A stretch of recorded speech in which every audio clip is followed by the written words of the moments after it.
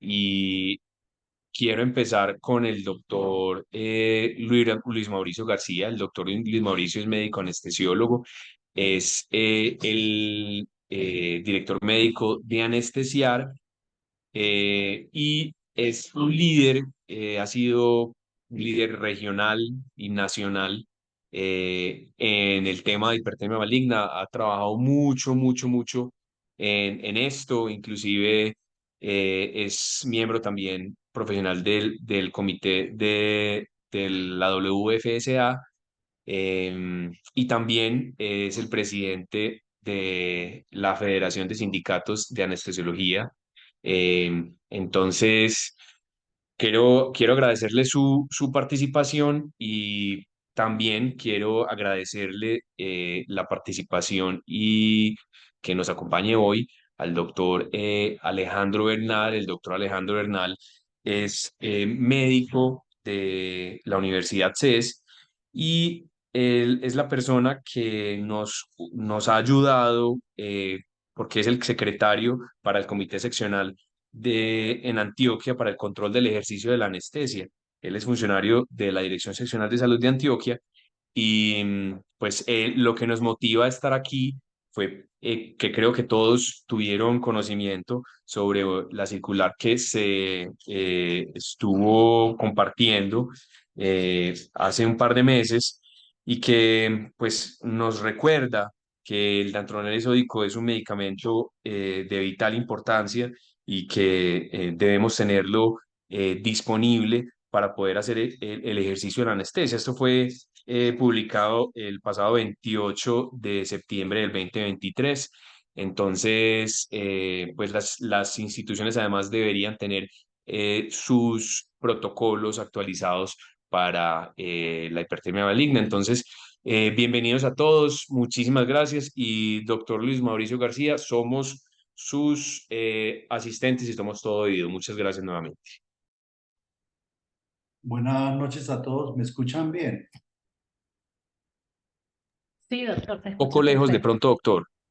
Sí, hola, hola. ¿Ya mejoró? Yo creo que mejoró, ahí mejoró. Gracias.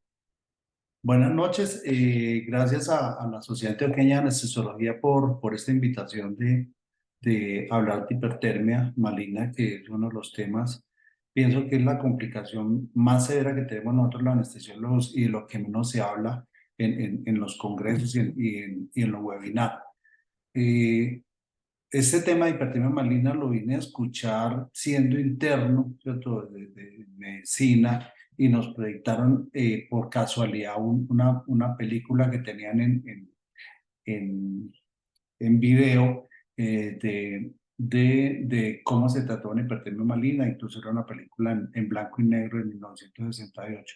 Eso me quedó sonando desde ese momento. En la residencia volvieron a tocar el tema de la hipertermia, y en el 2015 fue donde hubo el boom acá en Antioquia con un caso de hipertermia maligna en Antioquia, ¿cierto? Y eso me quiso inquietar porque en ese momento los líderes de su momento comenzaban a despertar el tema de la hipertermia maligna en Antioquia. Andreina, por favor, la siguiente.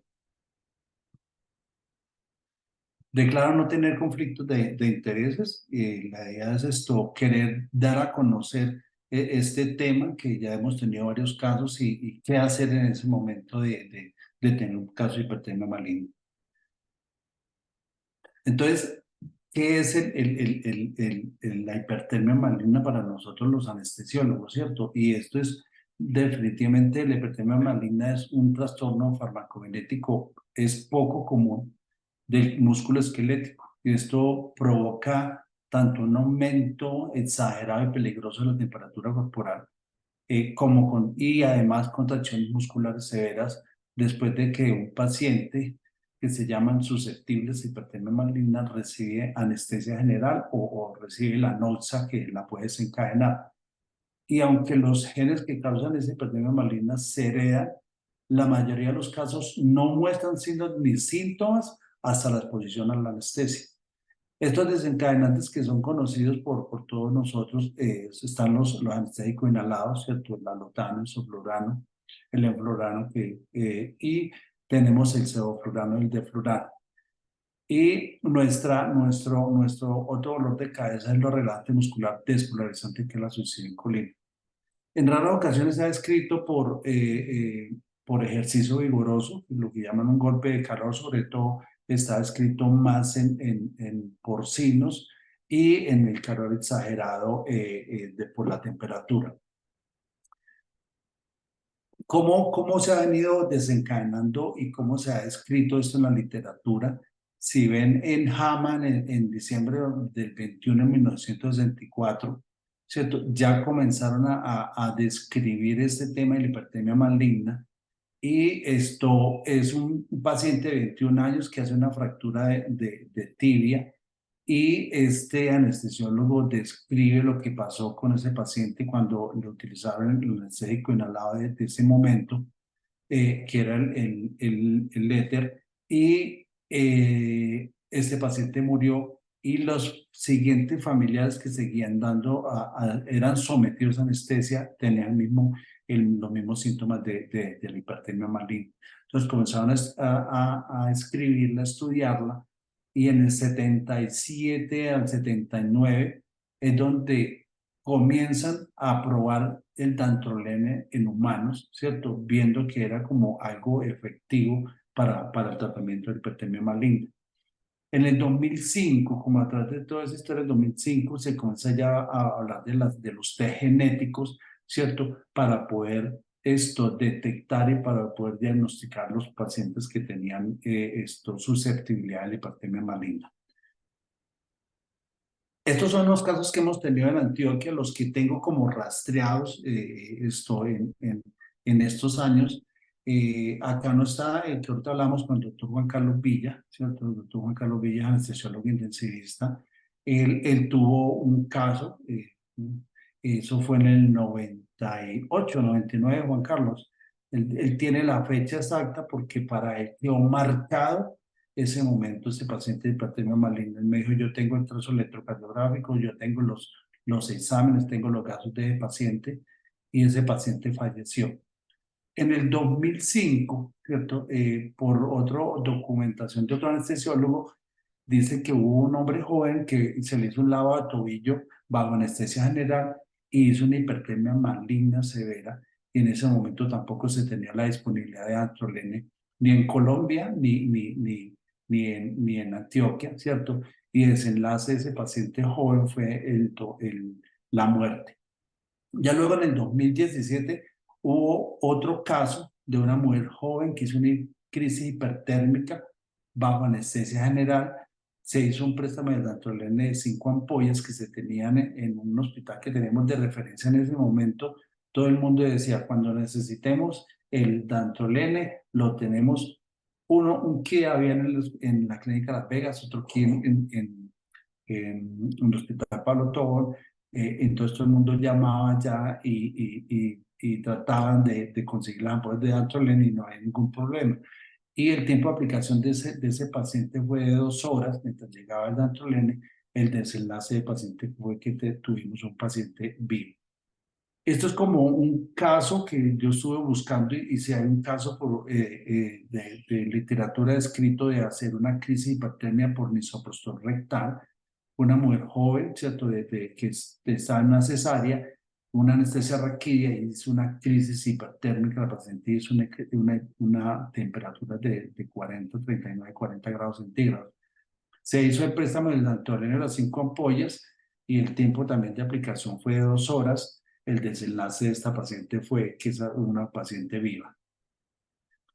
Para el 2017, este fue como yo pienso que fue el caso gatillo, que fue una niña de 18 años que le estaban haciendo unas pacientes de cúbito radio, y en la inducción se utilizó succinilcolina, y como anestésico inhalado se le hizo sevoflurano. La paciente, más o menos como los 45 o 60 minutos de estar expuesta al anestésico inhalado, más la succinilcolina, hizo una crisis de hipertermia maligna. No tenían disponibilidad de dantrolene. Esto fue en un pueblo de Antioquia, en Santa Fe de Antioquia.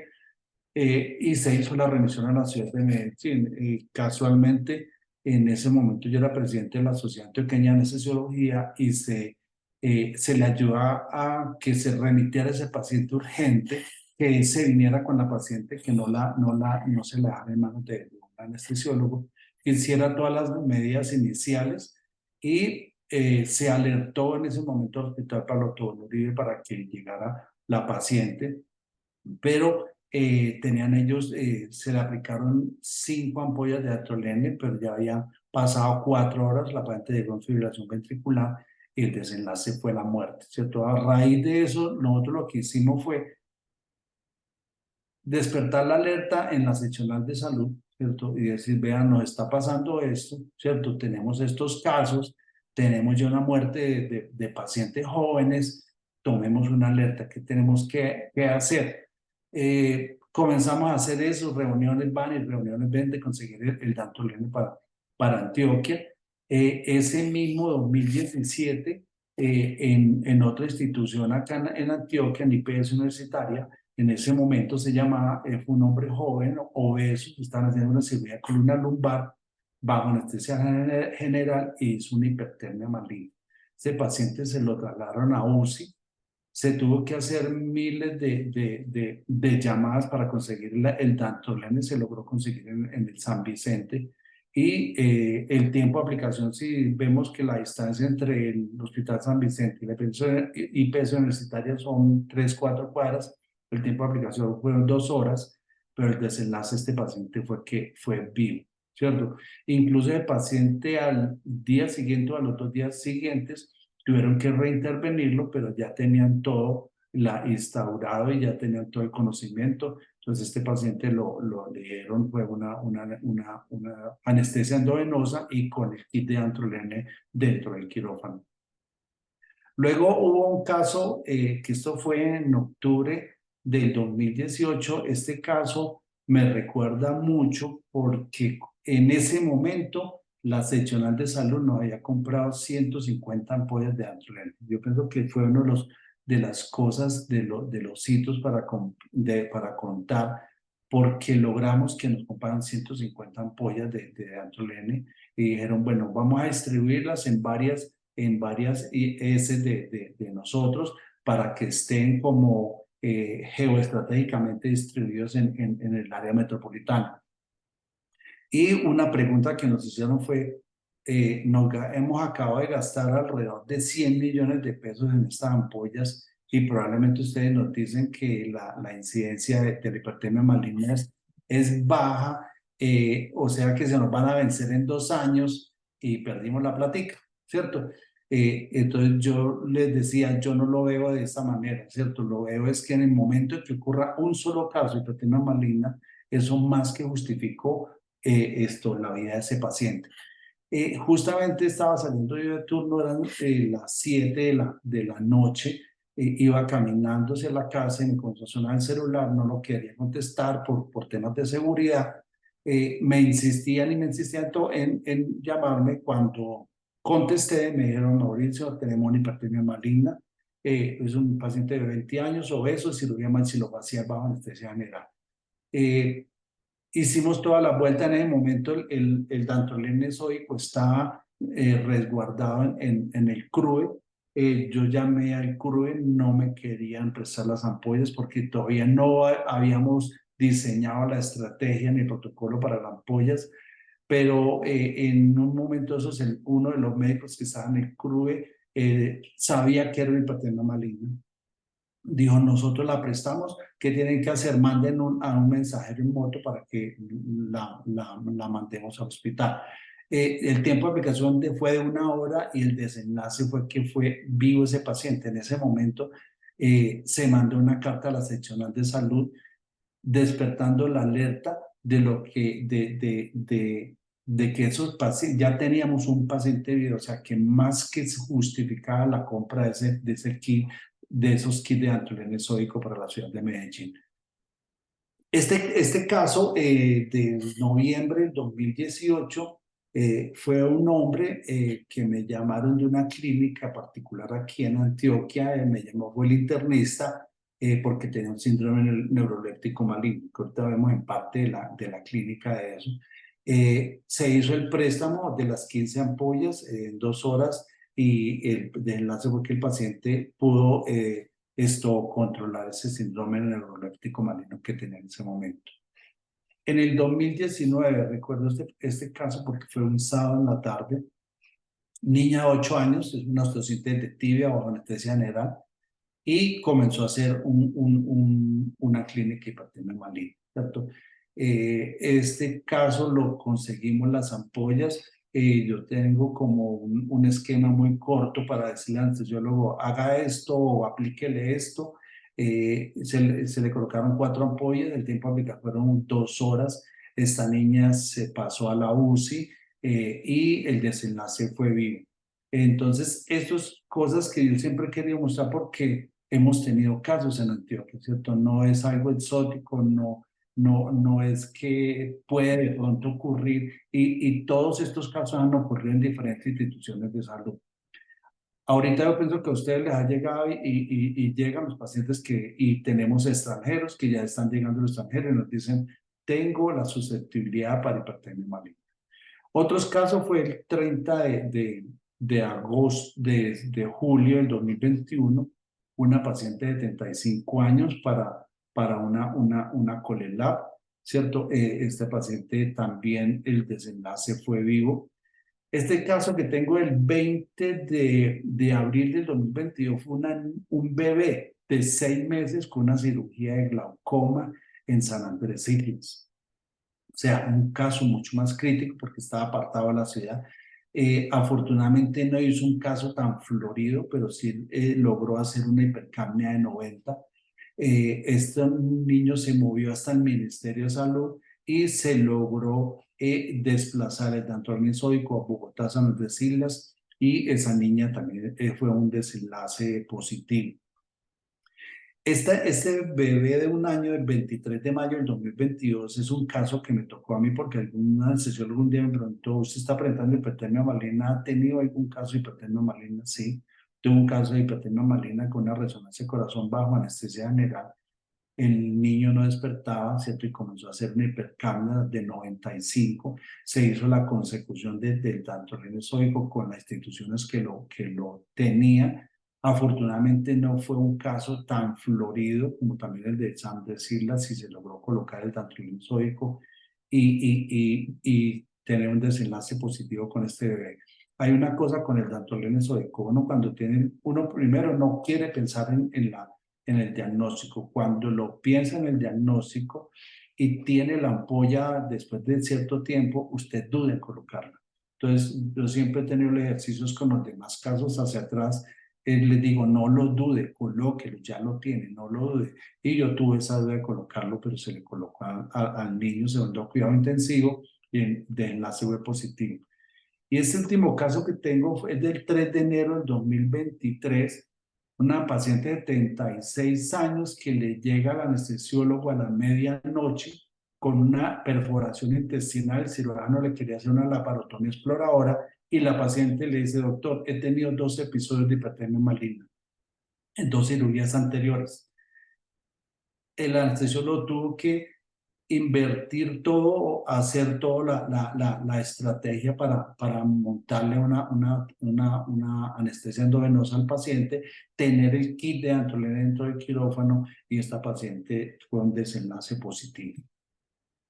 Entonces, hablando algo de fisiopatología de la hipertermia maligna, ¿cierto?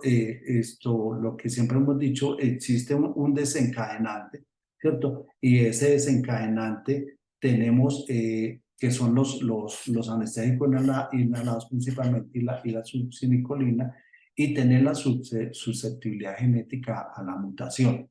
Esto realmente la mutación es el receptor de rianodina, la RYR1, y el receptor de dihidropiridina. Ahí lo que ocurre es que hay una despolarización de la membrana y hay una apertura de los canales de calcio intracelular, y hay un incremento exagerado del calcio intracelular. Y incremento del calcio intracelular, lo que hace es una contracción muscular sostenida y y el metabolismo anaeróbico y aeróbico lo que es una producción de calor y lo que hace es la hipoxia celular y la muerte, ¿cierto? Entonces la hipertermia maligna hace una acidosis severa de metabólica y respiratoria, hay una rigidez muscular, la radiomielitis y la hipertermia. Ahorita vemos dentro de los síntomas clínicos, la radiomielitis y la hipertermia no son los signos más tardíos y son signos de mal pronóstico para el paciente. En cuanto a la genética de la hipertermia maligna, el gen del receptor de rianoína, ¿cierto? Que codifica la proteína receptora de rianoína de tipo musculoesquelético. Este también es conocido como receptor de rianoína 1 y se encuentra en el cromosoma 19 y es el gen principal implicado en la susceptibilidad a la hipertermia maligna. Y este gen es un gen importante porque es un gen muy grande que contiene, para que nosotros tengamos una de estos, contiene más de 150.000 pares de bases y esto es una de las características que ha dificultado la identificación de las mutaciones. Entonces, ¿eso por qué es importante? Porque la mayoría de las mutaciones de la susceptibilidad de hipertermia maligna muestran una penetrancia incompleta y tienen un patrón autosómico dominante, lo que significa que la hipertermia maligna se manifiesta en menos del 100% de las personas genéticamente susceptibles que están expuestas a una agente desencadenante. Entonces, la prevalencia estimada de las anomalías genéticas asociadas con la susceptibilidad a la hipertermia maligna está en 1 a 3.000 a 8.500. Y esa mutación genética, a medida que va aumentando la población, la mutación genética también va aumentando. O sea que cada vez vamos a tener expuestos pacientes susceptibles a hipertermia maligna. ¿Cuál es la incidencia de la hipertermia maligna? La hipertermia maligna está entre 1 a 10.000 a 1 en 250.000 anestesias. Se dice que la incidencia en la población general puede ser mayor, sino que no toda la población se somete a una anestesia general con los desencadenantes. Pero esa es la incidencia que tenemos con los pacientes sometidos a anestesia. Y en promedio, los pacientes, lo que ha visto en los estudios es que se requieren 3 anestesias antes de desencadenarse una hipertermia maligna, pero no es regla, no es regla. Usted puede con la primera exposición a una de las noches conocidas a desencadenar una hipertermia maligna.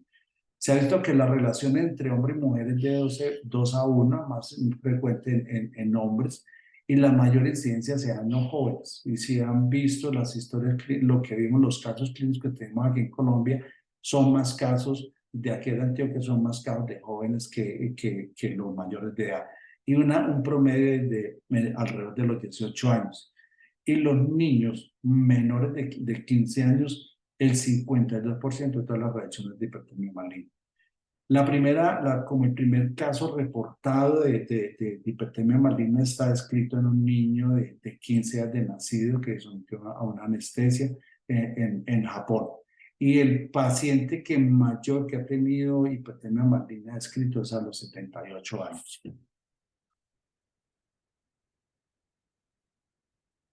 ¿Cuál es la clínica de la hipertermia maligna? Que es la clásicamente se presenta, es lo primero que usted ve, y eso lo vemos nosotros con cualquier anestesia, un paciente que tenga una sepsis, un paciente que tenga una superficialidad, comienzan a hacer taquicardia. Entonces usted cuando ve un paciente, un monitor con una taquicardia sostenida, ¿cierto? Piensa en miles de cosas menos en hipertermia maligna, ¿cierto? Pero ya cuando comienza a ver la hipercapnia, ¿cierto? Usted comienza a descartarlo, ¿cierto? Y mira que no está acomodado el tubo, mira que el circuito no esté lleno de agua, que esté cambiada la soda, ¿cierto? Que el monitor esté monitoreando bien. Comienza a hacer de todo eso y ve que no mejora, y la rigidez muscular es un signo tardío. Incluso se dice que hay uno de los signos que de pronto no detectamos a tiempo y es el espasmo de los maceteros y la hipertermia. Entonces, por eso se dice, ahorita vamos a ver que cirugías mayores de 30 minutos con anestesia inhalatoria, lo que se dice y se aconseja es que deberíamos tener monitoreado la temperatura en los pacientes. Hacen una acidosis metabólica severa y lo que hablábamos ahorita, la radiomielitis y la mioglobinuria son signos tardíos de la hipertermia maligna. Entonces, no tenemos que llegar hasta allá, ¿cierto? Para poder diagnosticar la hipertermia maligna. El diagnóstico se basa simplemente en la presentación clínica de lo que ahorita lo vimos anteriormente y unas pruebas de laboratorio, ¿cierto? Usted tome unos gases arteriales, un lactato, ¿cierto? Si está dudando que esa canografía que le está elevando y la elevación es algo súbita cuando uno está acostumbrado a ver 35, 38, 40 de capnografía y cuando súbitamente se le comienza a subir a 90, ¿cierto? Uno comienza a hacer muchas cosas, a manejar la ventilación mecánica y no mejora los electrolitos séricos, por lo mismo que hace la hipercalemia y la hipercalcemia que hacen estos pacientes tan severa, una CPK, la mioglobina sérica y en orina, tomar pruebas de coagulación porque estos pacientes hacen una coagulopatía severa y tomar unas pruebas hepáticas, principalmente. Esta es una escala de clasificación de hipertermia maligna. Esta escala de clasificación nos sirve para ver si el paciente tiene una hipertermia maligna o tiene el riesgo de hipertermia maligna, ¿cierto? Y están estos como variables que son 6 variables, que está la rigidez muscular. Cuando hay rigidez muscular generalizada, el puntaje es de 15. La succinicolina, pues lo que hablábamos ahorita, entonces la rigidez del músculo macetero, la degradación muscular, vemos la CPK, la coluria en el periporatorio, la mioglobina en orina que esté mayor de 60 microlitros por litro, la mioglobina en suelo mayor de 170 y el potasio sérico, ¿cierto? Cuando está por encima de 6 en la ausencia de falla renal, comienza a pensar qué está pasando con esa hipercalemia en ese paciente. La acidosis respiratoria, cuando hace una acidosis respiratoria, lo que más hablábamos, vea, están hablando de mayor de 55 milímetros de mercurio, una PaCO mayor de 60, con una apropiada ventilación, control ventilatorio o una capnografía mayor de 60, una PaCO mayor de 65 con una ventilación espontánea. Esos son puntajes muy altos, con 15, ¿cierto?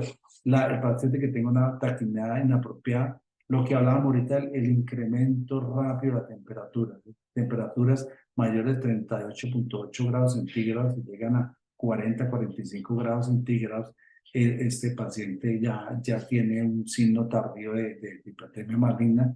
El compromiso cardíaco, lo que hablábamos ahorita, comienza con una taquicardia sinusal inexplicada y ya más tardío la TB o la FB y la historia familiar, ¿cierto? Ahorita dentro de la historia familiar, debemos siempre preguntar el tema de la hipertermia maligna. La gente ya se datea muy fácil con el doctor Google, ya saben que la hipertermia maligna que es una complicación severa de la anestesia, entonces es fácil preguntarle la historia de la hipertermia maligna, la historia no en primer grado, sino en allegados o primos de tercer grado.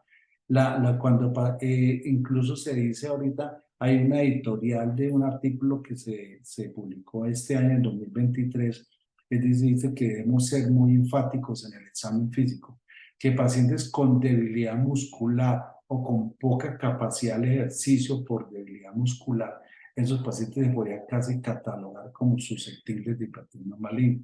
Y más, que aunque no lo dice acá dentro de la escala, pacientes que tengan alguna miopatía, ¿cierto? Debemos ser prudentes con los anestésicos inhalados y con la succinicolina. Cuando tengo una base de exceso de -8 y un pH de 7, menor de 7.25, o cuando el paciente le hizo la reversión de los síntomas con una aplicación de una dosis de antroleno. Aquí tenemos unos puntajes, ¿cierto? Las puntajes es, puntajes por encima de 20 a 34 es algo mayor que probable. Y dice que cuando tenga un puntaje mayor de 20, estos pacientes ameritan hacerles pruebas tanto del test de contractura al otano como las pruebas genéticas. Y ya del 25 a 49 es que es muy probable y con un puntaje de 50 es casi seguro que es una hipertermia maligna en estos pacientes. ¿Cuál es el manejo de la hipertermia maligna? Se pasó una adrena. De la hipertermia maligna tenemos que tener la prevención de las manifestaciones primarias, ¿cierto? Pacientes que tienen susceptibilidad a hipertermia maligna, como este caso del anestesiólogo que le llegó a la paciente con ya dos crisis de hipertermia maligna, en no exponerse a anestésico inhalatorio ni a la sulfenicolina. Eso no implica que el paciente pueda desencadenar un caso de hipertermia maligna simplemente por el estrés. Entonces, por eso es que se aconseja tener el kit de Dantolene dentro del quirófano. La anestesia general, lo que hablábamos ahorita, mayores de 30 minutos, los autores ya aconsejan controlar la temperatura. Y las personas que son susceptibles a hipertermia maligna llevar una identificación adecuada de su susceptibilidad. Incluso nosotros algunas hablamos en la Sociedad Pequeña de Anestesia, en la colombiana, de tener una base de datos de estos pacientes, ¿cierto? Y poderlos identificar y identificarlos nosotros para momentos que nos lleguen un caso de estos a una de las ciudades de Colombia. En cuanto al manejo, la siguiente es, Reina, en cuanto al manejo, esto es reversar este proceso que tenemos de una hipertermia maligna. Entonces, lo primero que cuando nosotros hemos tenido la oportunidad en la Sociedad Pequeña de Anestesia, en la Sociedad Colombiana, hacer varios talleres de simulación de hipertermia maligna, y comenzamos a hacer casos simulados y lo primero que uno tiene que tener es cuando tiene el diagnóstico, porque uno nunca lo va a pensar de primera. Una vez, ahorita en Cartagena, un anestesiólogo nos decía por qué justamente me tocó una hipertermia maligna, no lo estaba pensando, y el cierre y remueve el vaporizado, ¿cierto? El oxígeno, ponerlo al 100%, a 10 litros por minuto, e incrementa la ventilación minuto 2, 3 veces de lo normal. Filtros de carbón no tenemos nosotros, ¿cierto? Ese es lo aconseja la literatura, filtros de carbón actividad en la rama inspiratoria y la expiratoria. Y lo que se nos olvida es solicitemos ayuda. Con esto que vamos a recalcar y lo recalcamos en los talleres es use la lista de chequeo del SCARE, ¿cierto? No nos olvidemos que tenemos una lista de chequeo. La Sociedad Pequeña de Anestesiología y la SCARE la distribuyen y están en los quirófanos o en el carro de paro. Simplemente pase a la página de la lista de chequeo y ahí nos va a decir el paso a paso que tengo que hacer con hipertermia maligna. Administre el Dantolene sódico. Suena fácil, administro, pero el primero es, ¿lo tengo el Dantolene sódico o no lo tengo? ¿Cierto? Y si tengo el Dantolene sódico, debo armar toda la logística para colocar el Dantolene sódico, porque es el Dantolene viene en polvo y es muy lipofílico, entonces la mezcla es con agua destilada, no con otro líquido, ni con jarmo, ni con solución salina, sino con agua destilada. Es muy difícil la dilución, entonces casi se tiene que tener dentro de la logística que una persona para cada frasco, ¿cierto? Y hay que diluirlo en 60 centímetros en la presentación que tenemos aquí en Colombia. Y comienza el enfriamiento corporal activo a este paciente cuando se le comienza a subir antes de que le comience a subir la temperatura. Esta es la lista de chequeo de la hipertermia maligna de la Sociedad Colombiana de Anestesiología que fue traducida. Ahí está el paso a paso, ¿cierto? De lo que tenemos que hacer, de solicitar ayuda, de suspender el anestésico inhalatorio, de utilizar el kit de hipertermia maligna, ese es el Dantolene, asignar al responsable para la dilución del Dantolene, como hablábamos ahorita, utilizar solución salina helada, fría, ¿cierto? Venosa por sonda nasogástrica, por sonda vesical, FiO2 de oxígeno al 100%, debemos hiperventilar estos pacientes con oxígeno a 10 litros por minuto.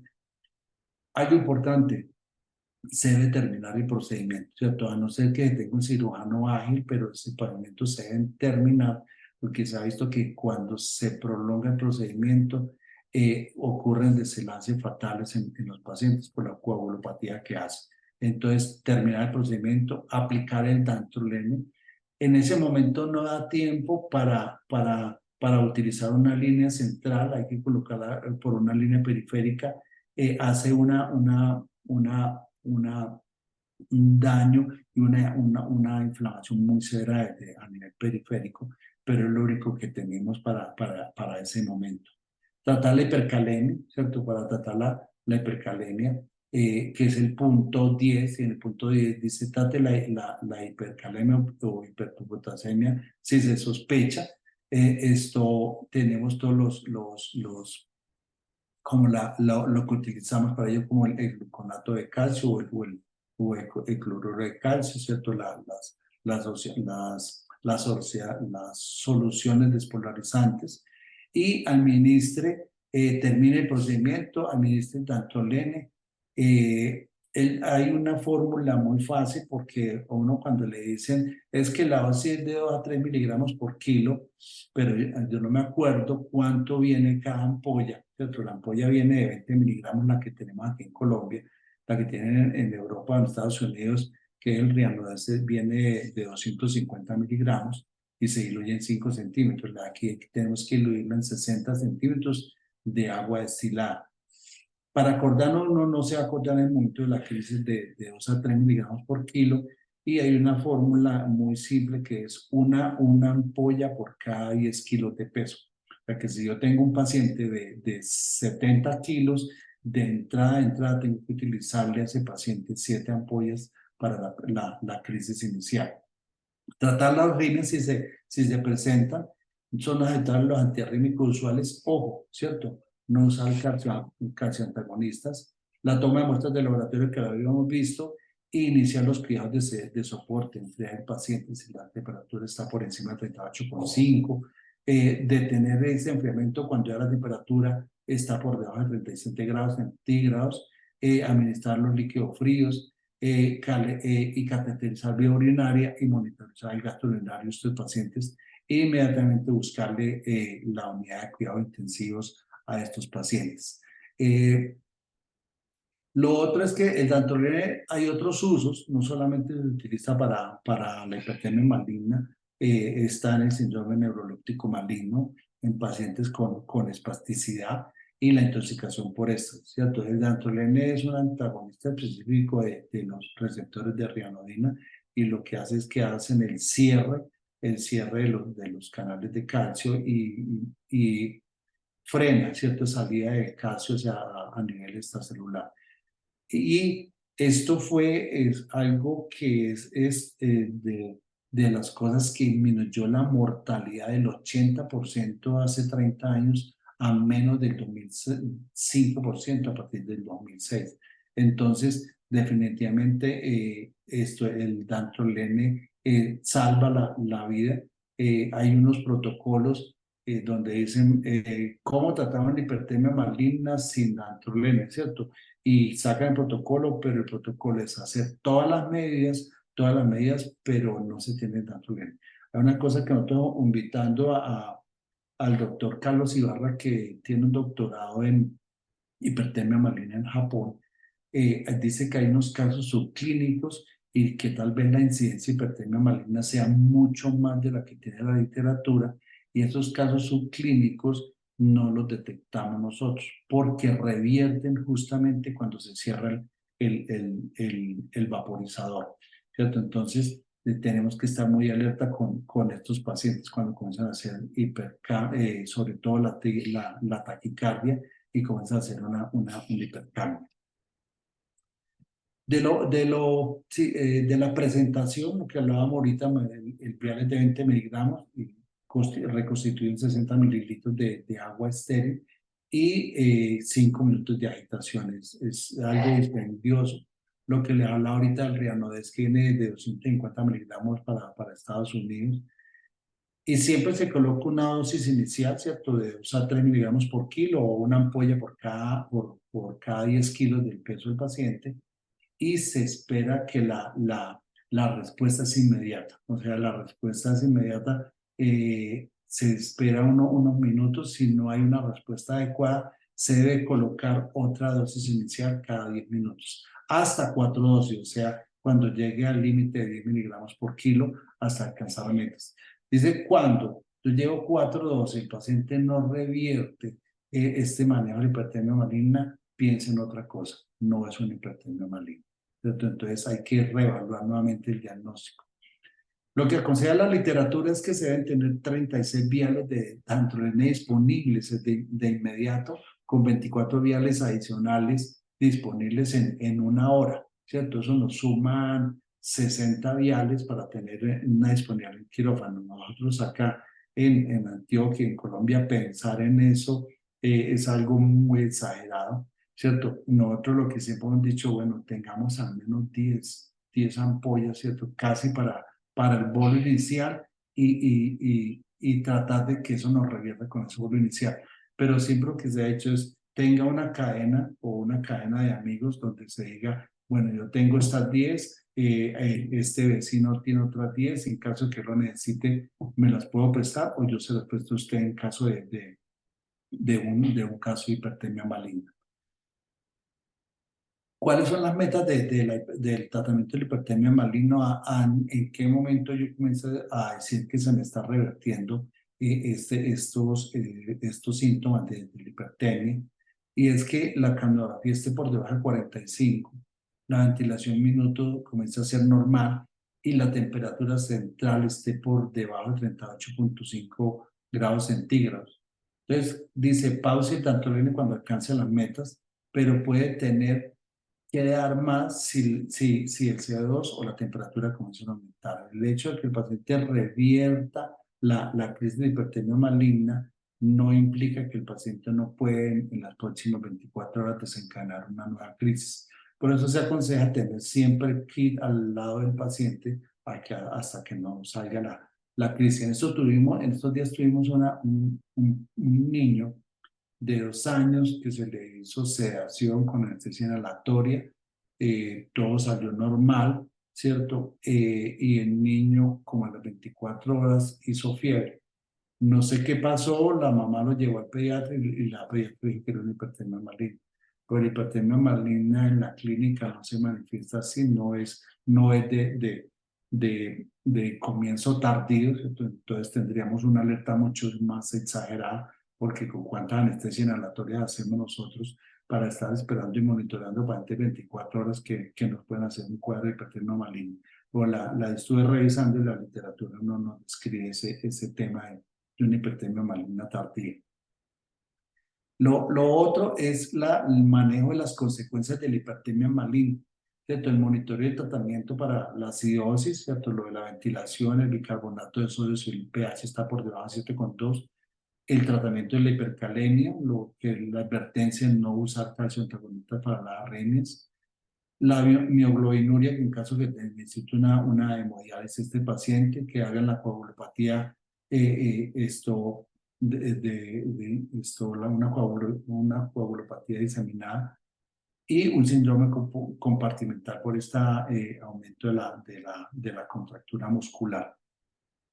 Dentro de los diagnósticos diferenciales, incluso se dice, primero usted descarte estos diagnósticos diferenciales antes de pensar en una hipertermia maligna, ¿cierto? Y que tenga una ventilación inadecuada, una anestesia inadecuada, o sea, un paciente que esté superficial. Los calentadores que ahorita lo estamos usando para evitar la hipotermia en los pacientes, si se han dado cuenta, esos calentadores en cierto momento, cuando el paciente tenemos la oportunidad de tenerlo despierto, el paciente le solicita al anestesiólogo que se lo apague, que ya tiene mucho calor, ¿cierto? Una falla en el monitor, pacientes con laparoscopia se aumenta la capnografía, un paciente con anafilaxia, la sepsis, el procromocitoma, ¿cierto? La tormenta tiroidea y que sea medicamentosa. Está este que es el síndrome de infusión de propofol que puede desencadenar una hipertermia, lo que hablábamos ahorita del síndrome neuroléptico maligno, las anfetaminas, la isquemia cerebral y trastornos neuromusculares y lo que hablábamos ahorita, todas las miopatías. Hay que tener precaución con estos pacientes o pacientes que tienen en reposo largo tiempo. En cuanto al test de contractura de cafeína y alotán, ¿cierto? Este es el estándar ahora para el diagnóstico de hipertermia maligna. La prueba de contractura in vitro es utilizada más en Europa y el test de contractura en más de Estados Unidos. Tienen una sensibilidad alta, ¿cierto? O sea, detecta digamos, la enfermedad porque el paciente no, dicen que ellos no tienen la enfermedad, que la enfermedad la tienen en el momento que se les desencadene, y una especificidad para la prueba de contractura in vitro del 94%, mientras que la especificidad para el test de contractura alotano cafeína del 78%. Hay otras pruebas que están como todavía en proceso de investigación, que es la resonancia magnética con espectroscopía para evaluar metabolitos a nivel muscular y para evaluar el agotamiento del ATP a nivel de la placa muscular. La investigación, hay una inserción de catéteres de microdiálisis en el músculo e inserción de cafeína para liberación de CO2 en pacientes susceptibles de hipertermia maligna. Y otro posiblemente es a través de los linfocitos B, pero no hay mucho de la literatura a través de eso. El doctor Carlos Ibarra nos mostraba que ya en Japón están haciendo el test de contractura con fibras pequeñas de la fibra muscular, porque algo que es dispendioso es eso, cuando se toma la biopsia muscular, porque este paciente no se le puede dar anestesia general, y se dice también que los anestésicos locales o la anestesia regional altera la placa muscular, y que no tiene una buena sensibilidad para diagnosticar hipertermia maligna. Casi tendrían que colocar el paciente casi en vivo, tomarle la biopsia muscular, y es un pedazo grande de músculo. Entonces están tratando de que sean miofibrillas para poder hacer ese diagnóstico. En cuanto a las pruebas diagnósticas, tenemos que las pruebas para hipertermia maligna que tengamos una causa conocida de hipertermia maligna, o los pacientes que tienen alguna mutación familiar y que se conozcan. Si lo tienen, hay que hacerles un análisis genético. El pero del análisis genético es que no lo tenemos en Colombia, ¿cierto? Creía que lo tenía en Brasil, yo estaba convencido que lo teníamos en Brasil y en México, pero leyendo unos artículos recientes, los mismos mexicanos y los mismos brasileros dicen no tenemos pruebas genéticas para hipertermia maligna, y si las tienen en Canadá, en Estados Unidos y en Europa, pero son pruebas que están alrededor de $5,000 a $10,000, o sea, es una prueba costosa, y si se detecta esa mutación presente, es un paciente que está susceptible a hipertermia maligna. Si no hay una causa conocida, ¿cierto? Pero hay pero tenemos una prueba, necesitamos hacer una prueba de hipertermia maligna por alguna susceptibilidad, podemos hacer el test de contractura, ¿cierto? De in vitro. Si el paciente sí tiene el test de contractura positivo, es un paciente susceptible a hipertermia maligna. Si no lo tiene, es negativo para hipertermia maligna, y podemos estar muy tranquilos con estos pacientes. Estos test de contractura tampoco los tenemos acá en Colombia. Hay una app, los que tienen Android o la otra aplicación, busquen esta app que es HM, que hipertermia maligna app, y pasa como la guía de las CARE, le comienza a decir uno paso a paso qué tiene que hacer en caso de tener una hipertermia maligna, y primero si tiene realmente una hipertermia maligna, si amerita colocarle el dantrolene sódico. Estos son como aquí les traje, hay una revisión muy clara, esto de la revista mexicana de anestesiología de este año, el 2023, está en español, ahí está el QR para los que quieran coger el artículo, y hay una revisión muy adecuada de lo que es la hipertensión maligna, el manejo de las pruebas de diagnósticas, para que el que lo quiera tener lo pueda tener y lo lea y lo revise nuevamente. ¿Cierto? Entonces, aquí tenemos esos artículos para que lo puedan ustedes tener en su casa y leerlos en los momentos que puedan. Entonces, esta es como toda la revisión de la parte de hipertensión maligna, ¿cierto? Lo más importante de esto es sospechémosla, ¿cierto? No la subestimemos.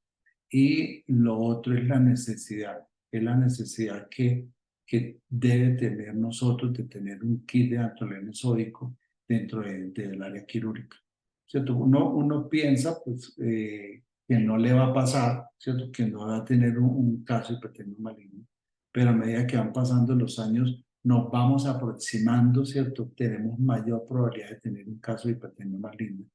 Y en esos momentos usted quiere tener dantroleno sódico, y cuando usted no lo tiene al lado del dantroleno sódico, se le viene el mundo encima. Una de las anestesiólogos que tuvo el caso de hipertensión maligna, que le ayudamos a desenrollar todo ese proceso de hipertensión maligna, de cómo preparar el dantrolene, cómo se le aplicaba. Ella nos retroalimentaba, nos decía, nos sirvió mucho al equipo que nos hubieran retroalimentado, nos hubieran guiado desde afuera, porque nosotros estábamos colapsados, se nos cerró la mente y no sabíamos qué hacer. Entonces es como una invitación para que cada una de las instituciones, ¿cierto? Antes el kit, cuando comenzamos a trabajar esto, el kit valía 12, 15 millones de pesos, ¿cierto? El kit ahorita está alrededor de 3, 4 millones de pesos, con la ventaja de que si se vence, que más o menos el control de licencia a los 2 años, la ventaja es que el laboratorio le reconoce más o menos el 50% a los 2 años de lo que le valió en ese momento, pero en 2 años el Dantrolene probablemente vaya a estar más costoso. Pero vamos a estar mucho más tranquilos, y aquí tenemos el representante, el doctor Bernal de la seccional de salud, que dijo: yo soy perito, ¿cierto? Y yo sí tengo la respuesta al respecto al tema de un caso de hipertensión maligna con un mal desenlace y no tener el momento del dantrolene sódico. Porque antes, hace unos años, podemos decir, es que no tenemos dantrolene sódico en Colombia, ¿cierto? Tenemos la justificación, pero ya lo tenemos en Colombia, es solamente solicitarlo, comprarlo, unir varias instituciones de salud, volverse instituciones amigas para tenerlo y compartirlo, ¿cierto? Entonces, que ahorita sepa, porque los kits de Dantrolene se vencieron, cada institución lo tiene, hay algunas instituciones que lo tienen, San Vicente, IPC Universitaria, donde ha habido casos, hay unas ampollas, lo que es CEMED, que es parte de Quirón Salud, y Clínica Las Vegas, y la Clínica Medellín de Nuevo Occidente. Entonces ahí ellos tienen 10 ampollas de androgene que se tienen en algún caso de hipertemia. El hospital de Bello se dio y fue consciente de estos casos, y ellos tienen un kit de Antolene de 10 ampollas para el caso de una hipertermia. Y el hospital de Caldas está en proceso de conseguir el kit de Antolene sódico. Algún momento se dijo, bueno, yo voy a montar un paciente de hipertermia maligna, ejemplo, institución X me lo presta para montarlo. Y la institución X le dijo, no se lo voy a prestar, porque mientras yo se lo presto a usted, yo estoy montando anestesia general y puedo tener el riesgo de tener un caso de hipertermia maligna, y no se lo prestaron por algo muy válido. Entonces, es como hacer la diligencia, y yo pienso que aquí quería que se invitaran también los directores médicos y algunos gerentes de algunas instituciones, para que vean la importancia y la gravedad de un tema en caso de una hipertermia maligna. Entonces, muchas gracias a todos, y quedo abierto a las preguntas. Doctor Mauricio, realmente demasiado interesante. Muchísimas gracias. Yo creo que, pues, yo tengo algunos comentarios y después, pues, aprovecho que nos acompaña el doctor Alejandro y que nos acompaña, por supuesto, usted, doctor, y también incluso el doctor Villa, que, pues, presenció uno de los casos. Y, pues, quiero empezar diciendo lo siguiente, o sea, nosotros somos los especialistas únicos, las personas que siempre vamos a hacer llamadas cuando se pasa, cuando se sospecha un caso de hipertermia maligna. Es decir, por supuesto, tenemos que ser los expertos en el tema. Lo primero. Lo segundo, que yo creo que pues vale la pena hacer una breve comparación con lo que se presenta con la toxicidad sistémica por anestésicos locales. Pues probablemente no existe ninguna IPS en Colombia donde no se apliquen anestésicos locales y pues cuéntenme cuántos de nosotros pues contamos con el kit de toxicidad sistémica por anestésicos locales y con otro, digamos que contexto que es interesante y es que uno siempre tiende a pensar, bueno, es que eso no es tan común, eso sí me va a pasar a mí, eso sí me puede pasar a mí. Pues el doctor García aquí nos acaba de demostrar que definitivamente sí pasa, nos mostró que a través de una aplicación pronta de un antídoto, porque pocas enfermedades o patologías o condiciones en medicina cuentan con un claro antídoto, pues se da un cambio drástico en el manejo de los pacientes y pasa lo mismo que con los anestésicos locales. Soy gomoso del tema de los anestésicos locales y en últimas, pues yo haciendo formación a internos, residentes, que rotan en el hospital por botón, pues les digo, bueno, y entonces, ¿cuándo se utiliza el kit de toxicidad sistémica por anestésicos locales? Me dicen, bueno, no, cuando el paciente se para, cuando el paciente convulsiona, cuando... Yo les digo, venga, o sea, si ustedes leen realmente es cuando ustedes tienen sospecha, o sea, cuando ustedes piensan que el paciente lo tenga. Y creo que es también el llamado, porque en algún punto uno piensa, pues esto sí será, o sea, sí me estará pasando a mí, es que esto es muy grave y muy raro y no, esto no es poco probable que se trate de, pero son, o sea, son cosas que si se aplican de forma adecuada, pronta, a tiempo, cambian el pronóstico completamente de los pacientes y hacen que, pues, que cambie. Incluso yo aquí, pues, escuchando al doctor Mauricio, hacía una reflexión, porque, pues, por supuesto, todos aquí como anestesiólogos, o muchos que somos anestesiólogos, em, pues, por supuesto, hacemos un símil de nuestra profesión en parte con la aviación, y yo pensaba, bueno, y es muy común tener un amarizaje, o sea, un aterrizaje en el mar o en agua, y uno dice, muy leve, muy poco probable.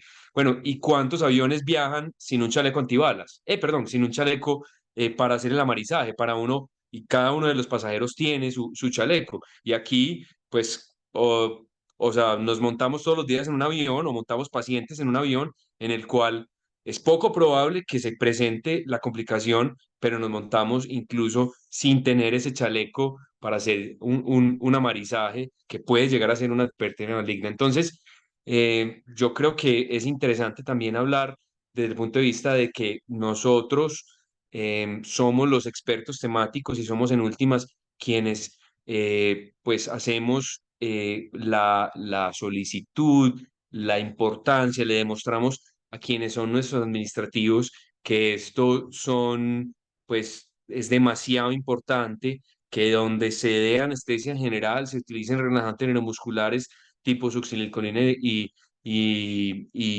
anestésicos volátiles, como es lo más común en nuestro medio. Se debería contar con anestésico, con el kit de toxicidad sistémica por anestésicos locales. Entonces, quiero recordarles que con esta introducción vamos a hacer las preguntas. Yo por ahí ya tengo algunas anotadas y yo quisiera precisamente aprovechar que está por aquí el doctor Alejandro Bernal. Les recuerdo, el doctor Alejandro Bernal es el secretario designado para un evento que nosotros hacemos que se llama el Comité Seccional para el Ejercicio de la Anestesia en Antioquia. Y yo quería, doctor Bernal, preguntarle por algo, o sea, qué cree usted que podemos hacer nosotros que nos montamos en un avión o montamos a pacientes todos los días en un avión sin contar con ese chaleco salvavidas y que vemos además una coyuntura difícil porque sabemos el ambiente enrarecido un poco que tenemos en términos de un poco de zozobra que tenemos con que no sabemos para dónde va nuestra situación en salud y que probablemente los administrativos vayan a ver menos favorecido la consecución de de estos kits para el uso, pues en términos de la posibilidad de la toxicidad o del presentarse estos eventos de hipertermia maligna. Y entonces, pues, ¿cómo cree que podemos hacer nosotros? ¿Cómo cree que nos podemos mover? Incluso sabe, de pronto ha sabido, yo también he sabido en algún momento que se han hecho préstamos y se han utilizado kits y ha habido dificultades incluso entre instituciones para hacer el pago de estos kits. Entonces, bueno, creo que también es importante conocer la posición que ustedes tienen, doctor, y le agradezco inmensamente su participación en esta actividad. Muchas gracias y buenas noches. Buenas noches, doctor Lucas. Buenas noches, doctor Luis Mauricio y respetados doctores anestesiólogos. Alguna vez me formé como médico, me formaron como médico. Yo salí como médico del CES, 1990. Después estudié salud pública, después estudié gobierno público, después estudié auditoría en salud y después me puse a estudiar que ya para qué dice uno. Y ahí sigo estudiando. Ahorita estaba presentando un examen. Bueno, vean, importancia del cinturón de seguridad. Cuando yo cuando yo tenía 26 años, tuve la oportunidad de irme para Inglaterra. Nadie se ponía un cinturón de seguridad. Nadie.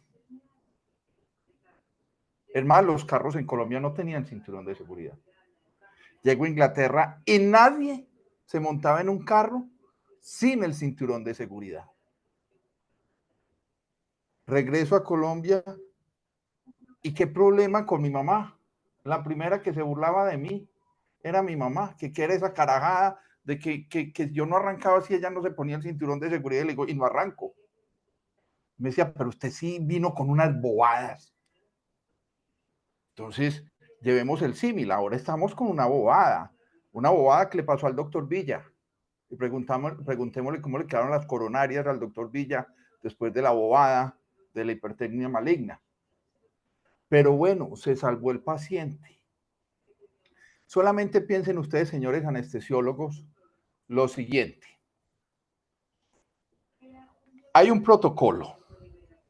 La institución llega y saca el protocolo, porque nosotros los administrativos, yo fui gerente de hospital, yo fui secretario de salud, yo fui. Ya no soy nada, pero fui. Y entonces somos unos berracos para llenar papeles. Tenemos el protocolo, que ustedes vieran la belleza de protocolos que me he leído yo. Y sabe que lo primero que dice el protocolo, y el doctor Luis Mauricio, que los ha analizado, me puede decir, lo primero que dice es, solicite el kit de dantrolene, empiece a aplicar el dantrolene. Ahí está, y entonces venga, y cada cuánto usamos Narcan. ¿Por qué? Porque usamos opiáceos. Solicite el Narcan. No tenemos Narcan. No tenemos dantrolene. El doctor les dijo muy claro, 4 millones de pesos. Vengan, doctores, se quemaron las pestañas. ¿Sabe cuánto vale la maravilla de estudio que ustedes tienen en este momento? Vale aproximadamente 400 millones de pesos formarse como anestesiólogo. Aproximadamente. entre formarse como médico y después como anestesiólogo, lo que se llama el lucro cesante, esos 3 años en que ustedes estudian y ven salir dinero, pero no ven entrar dinero. El sacrificio de sus vidas, que no pueden hacer nada diferente a estudiar, para que un administrativo les diga que se les va a tirar la vida por 4 millones de pesos. Hombre, por Dios, el hambre sí es mucha.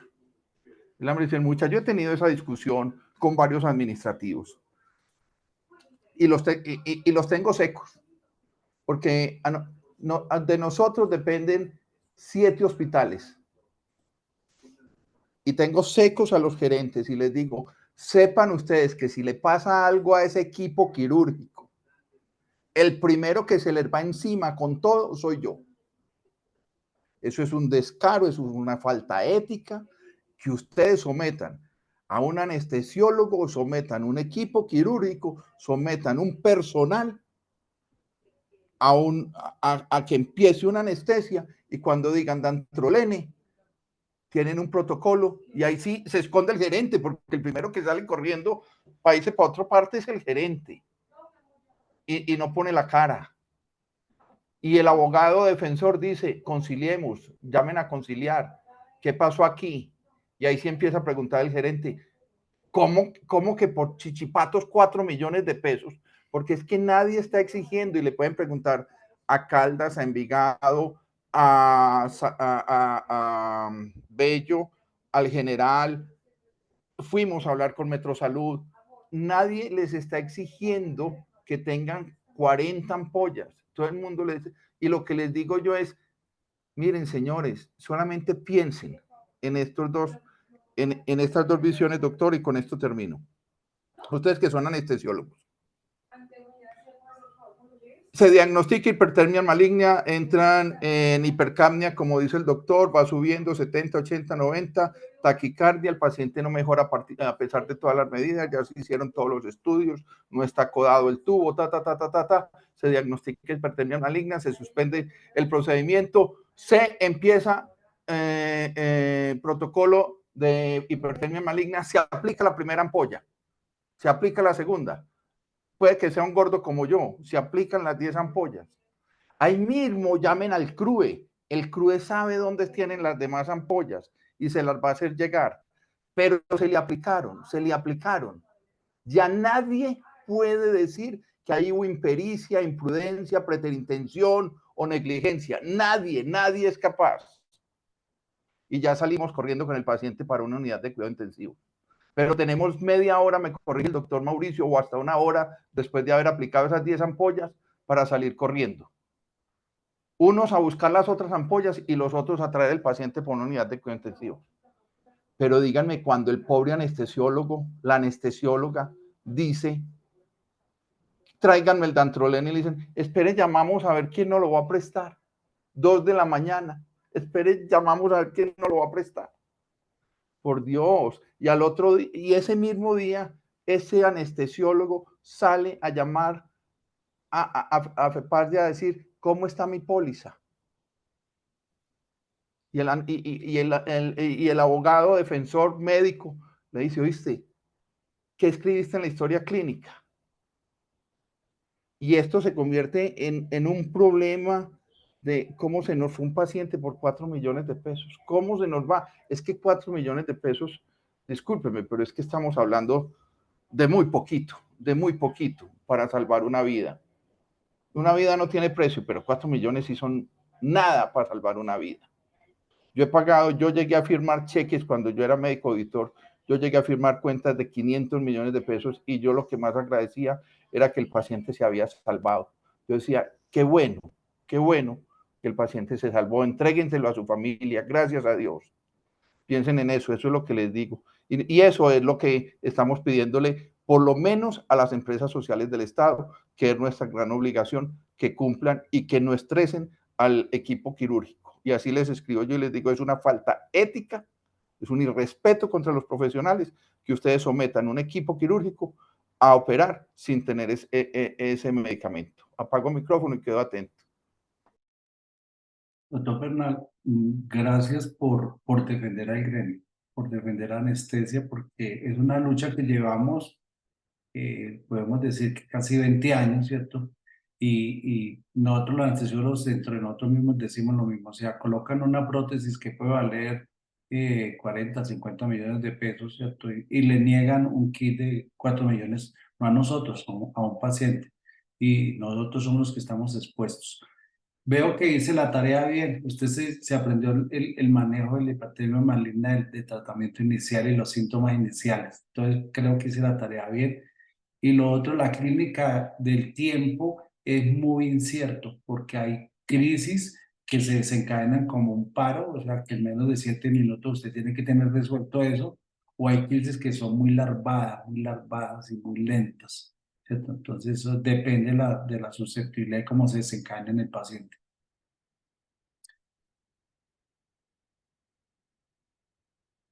Lucas, por ahí Doctor vi. Mauricio, Hola.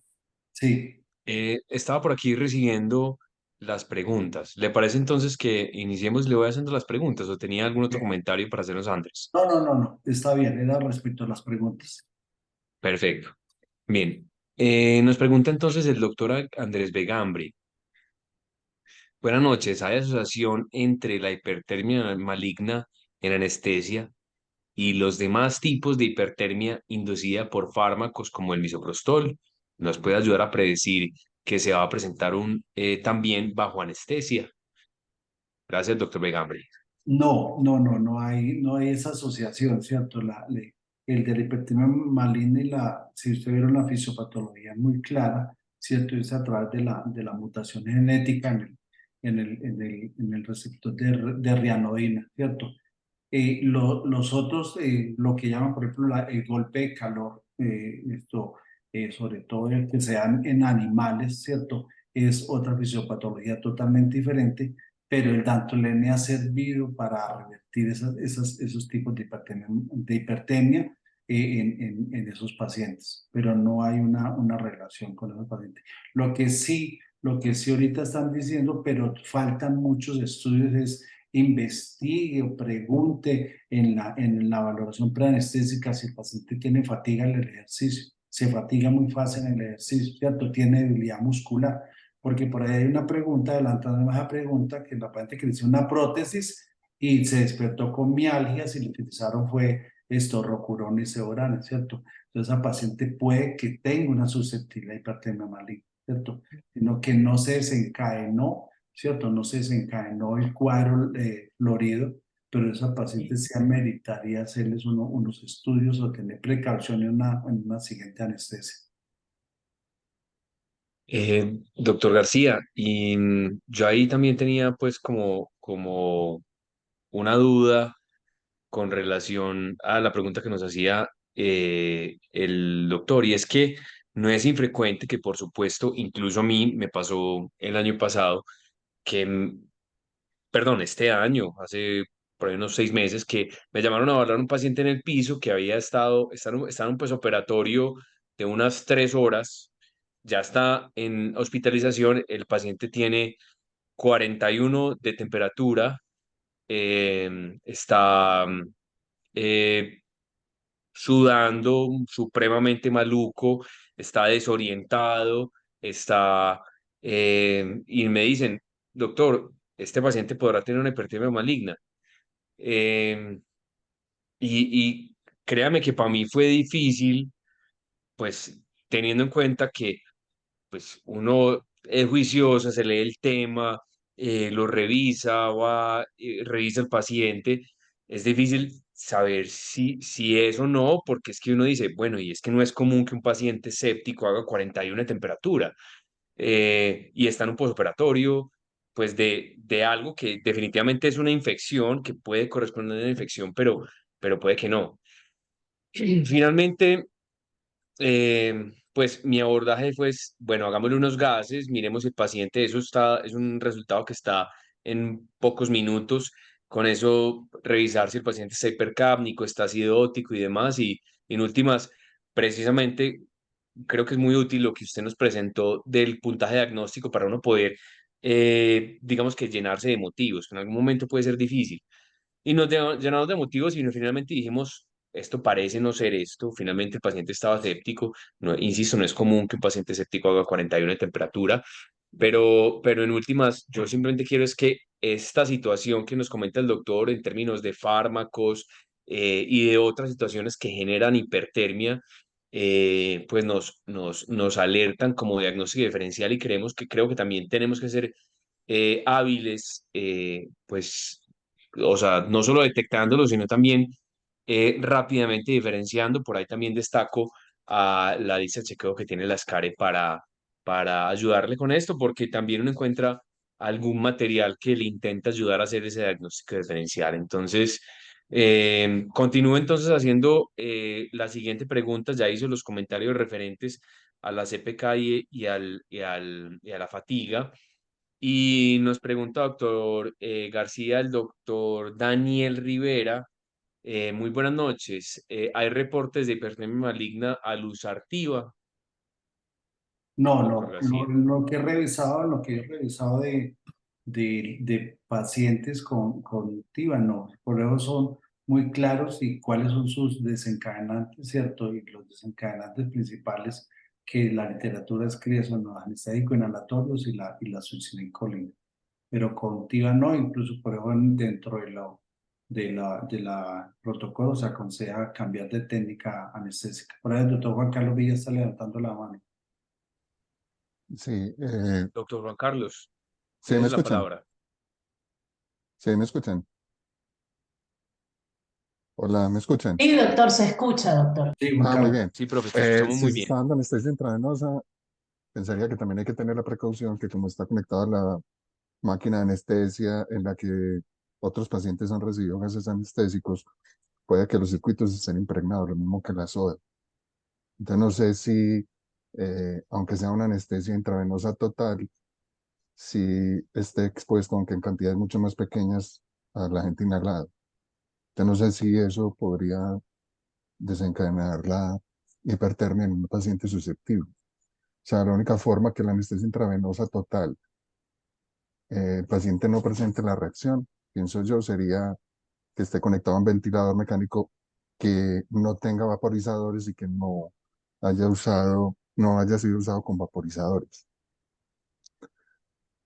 Eso por la pregunta que hicieron. Y al caso que comentó Lucas, pues un dato que les ayuda muchísimo es que la fiebre es consecuencia de la espasticidad muscular, de la hiperactividad muscular. Entonces, si uno tiene un paciente posoperatorio, que como el caso que él describió, es un paciente escéptico y que la fiebre puede ser consecuencia de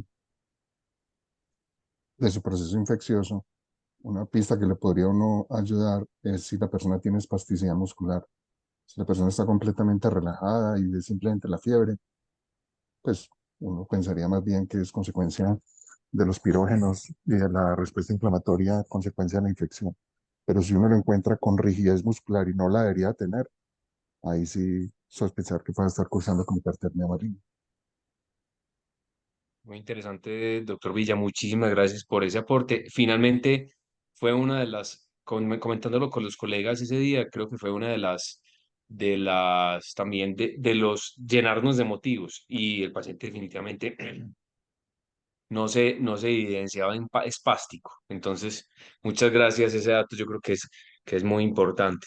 Em, Nos, yo encuentro por aquí una pregunta del doctor Jorman Vivas. Dice, buenas noches, paciente con varias hernias epigástrica, umbilical, inguinal. Se sospecha puede hacer hipertermia maligna, como si hubiese una relación entre las hernias y la hipertermia. Doctor García, ¿usted conoce alguna relación de pronto?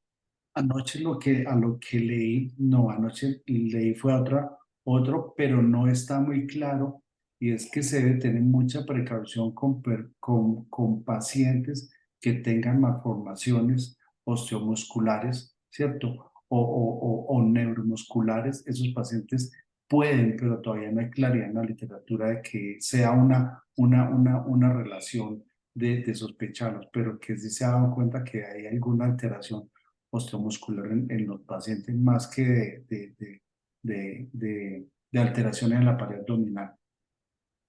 Nosotros nos enfrentamos, doctor García, mucho a esa situación de los pacientes con sospecha de enfermedades neuromusculares. Pues yo trabajo en el Hospital Pablo Tobón ya no es infrecuente que nos lleguen esos pacientes que tienen esa sospecha y que precisamente van para resonancia. Entonces, además, eso dificulta, pues son niños, dificulta que se le dé TIVA porque están dentro de los resonadores, lejos de nosotros, bombas difíciles de instalar, lejanas. Entonces, pues nos hemos visto enfrentados de forma convencional a esa situación y definitivamente tenemos una alerta ahí y un asterisco grande con esa situación porque si nos preocupa, porque uno encuentra en toda la literatura que sí hay una relación pues como con las enfermedades neuromusculares y la posibilidad de presentar hipertermia maligna. Muchas gracias. Vea, yo tengo Bueno, ante eso, por lo que dice Juan Carlos, cuando uno llega a ese paciente con una alteración neuromuscular, yo sí tengo la precaución de no darle inhalatorio, ¿cierto? Y lo otro, la precaución que, por ejemplo, en resonancia usted habla, es darle una endovenosa, ¿cierto? Pero el oxígeno no se lo conecto de la máquina de anestesia, se lo conecto directamente de la pared, o sea, la desconecto y se lo conecto de la máquina de anestesia. Hay que tener una precaución que lo dice Juan Carlos, porque la TIVA como tal no produciría una hipertermia maligna, pero las trazas que quedan dentro del el canister y todo lo que es el circuito de anestesia, eso sí puede desencadenar. Entonces, yo sí tomo la precaución y desconecto y lo conecto directamente de la pared. muchas gracias, doctor García. Creo que pues definitivamente, eh, incluso pues yo he leído sobre los diferentes protocolos de lavado, limpieza o que se tiene para las diferentes máquinas de anestesia cuando se pretende dar anestesia con alguna de ellas. Son exhaustivas, implican por supuesto lavar, limpiar todo, cambiar la soda, un montón de cosas, pues y que creo que tienen que ser tenidas en cuenta para estos pacientes. Nos pregunta el doctor Reinaldo Monterrosa, ¿cómo está la incidencia de la hipertermia maligna en otras seccionales y cómo está la disponibilidad de Antrol en las mismas? Yo creo que es importante mencionar que pues esto está motivado porque como hacemos esta actividad y esta reunión que muy amablemente nos reciben la Dirección Seccional de Salud de Antioquia, que se llama pues el Comité Seccional para el Ejercicio de la Anestesia en Antioquia. Ahí hemos comentado en diferentes y en repetidas ocasiones el tema de hipertermia maligna. Y sé que a través de el distrito capital, es decir, en Bogotá, han podido organizar y ya tienen una ruta establecida para el manejo de la hipertermia maligna. Como de pronto algunos sepan, a partir de junio de 2023, Medellín hace parte de una de eh, de los, de los territorios especiales. Es decir, ahora no somos municipio, Medellín es un distrito y es el Distrito de Ciencia, Tecnología e Innovación, y hay unas particularidades que se generan a través de esto, una de las cuales es que ahora pues estamos intentando reunirnos también con el distrito de Medellín para poder enterarlos de la situación y poder, digamos que, articularnos para poder hacer algo, ¿cierto? Entonces, pues de pronto el doctor Luis Mauricio tiene algún otro comentario con relación a las otras seccionales. Y veo por aquí también el doctor Alejandro nos levanta la mano, entonces le doy primero la palabra al doctor Mauricio García, si tiene alguna información de otras seccionales, y después al doctor Alejandro. Doctor Mauricio. Vea, otra seccional que está organizada es la cundinamarquesa, sobre todo el distrito capital, pues Bogotá. Eso se organizó con la Secretaría de Salud a nivel del distrito y se tienen unos centros también geoestratégicos en Bogotá para todo el tema de hipertermia maligna porque ellos han tenido casos. Hay otros departamentos que los han tenido muertes por hipertermia maligna, han tratado de hacer la alerta, de llegar a la seccional de salud de su departamento, pero no han hecho el eco. Y esto están en pañales.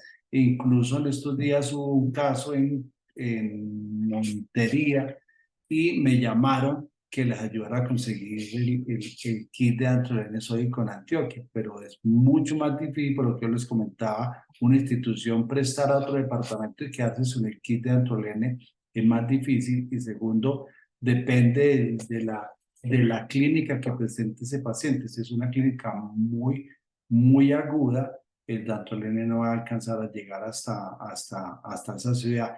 A diferencia, por ejemplo, el de San Andrés Islas, que dio tiempo a ir hasta Bogotá, comprar el Dantrolene sódico y en un avión particular para llevar el Dantrolene sódico a CBB antes de remitirle y transportarlo.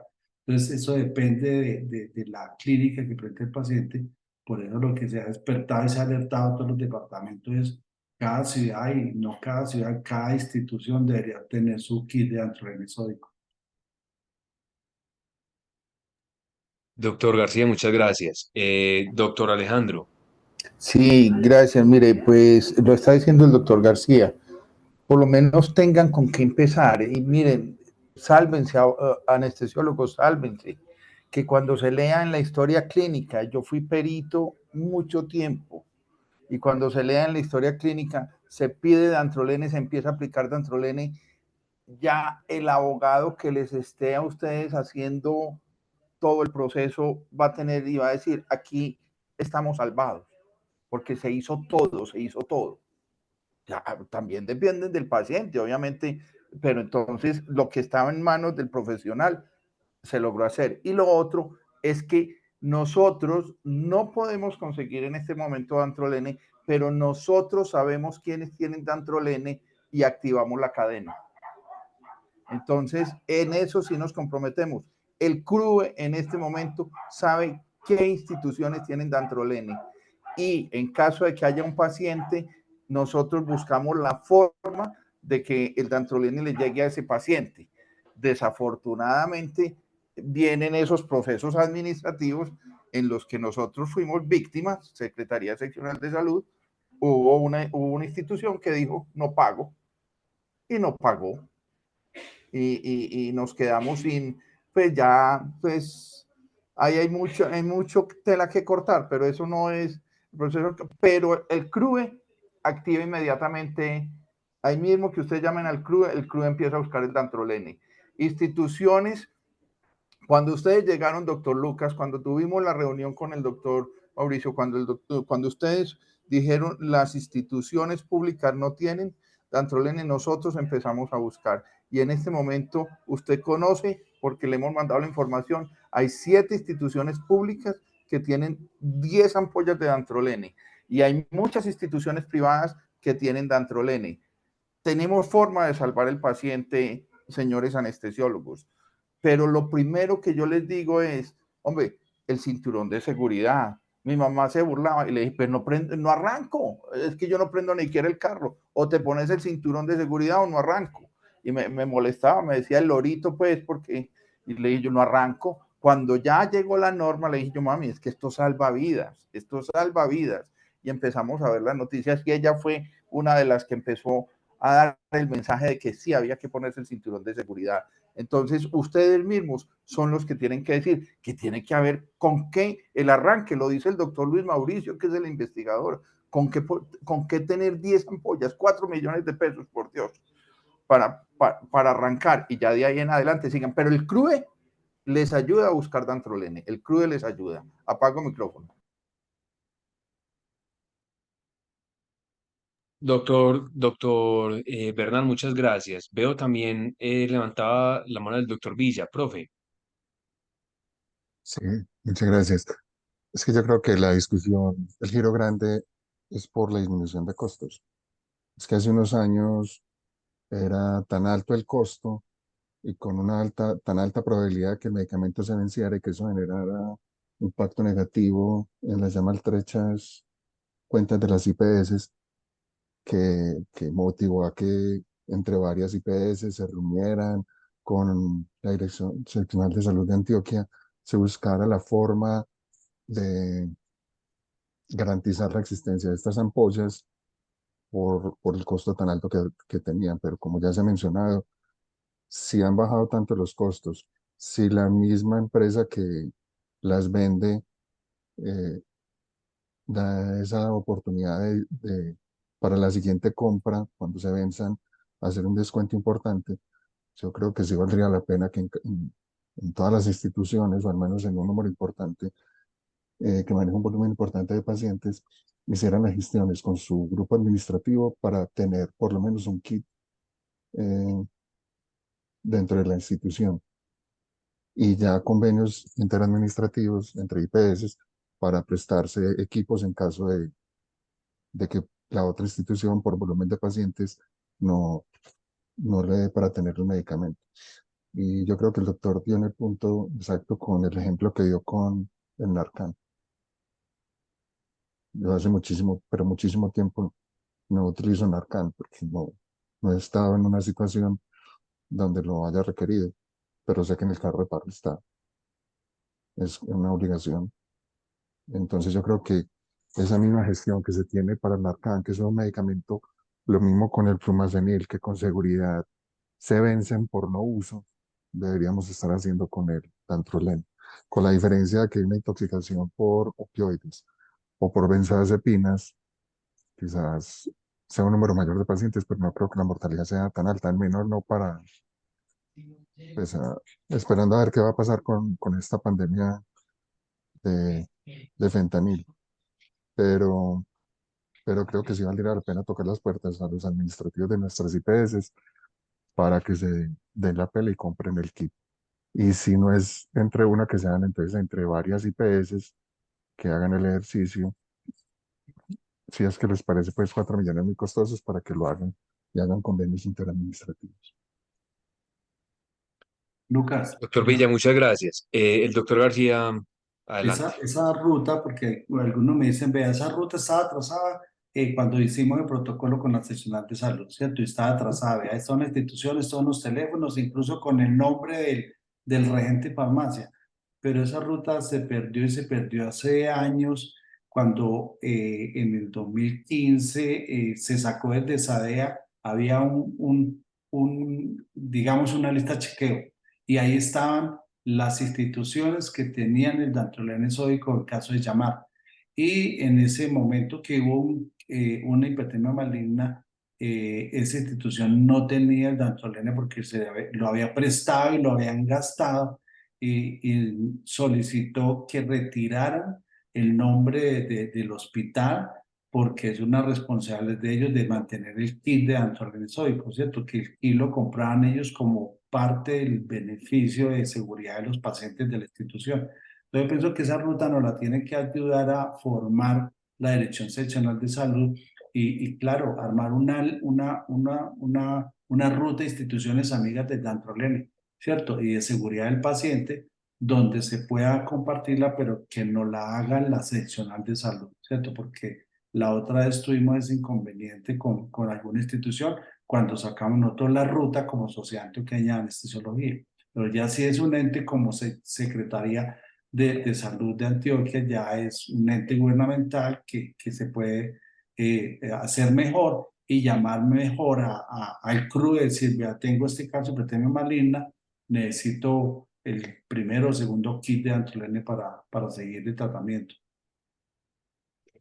Muy breve, yo les tengo, doctor García, muchas gracias, un comentario. Antes de que tengamos más mortandad, porque ya empieza la gente, pues empieza a estar tarde y la gente se empieza a salir, yo creo que es importante dejar un par de mensajes. El primero es, nosotros como anestesiólogos expertos en el tema, debemos hacer eco en que las instituciones se interesen por crear la ruta, por tener los medicamentos y por saber que son medicamentos que cada vez están más disponibles, menos costosos y que tienen un plan de recambio por parte de la industria farmacéutica. Y lo segundo, yo creo que pues es muy importante que también nos dé un breve comentario el doctor Bernal, porque él también nos cuenta que ha sido perito, fue perito durante muchos años. También el doctor Begamer nos pregunta, ¿es la responsabilidad de médico legal es institucional, es personal, o creo yo que son de ambas? Pero usted nos dirá, doctor Bernal.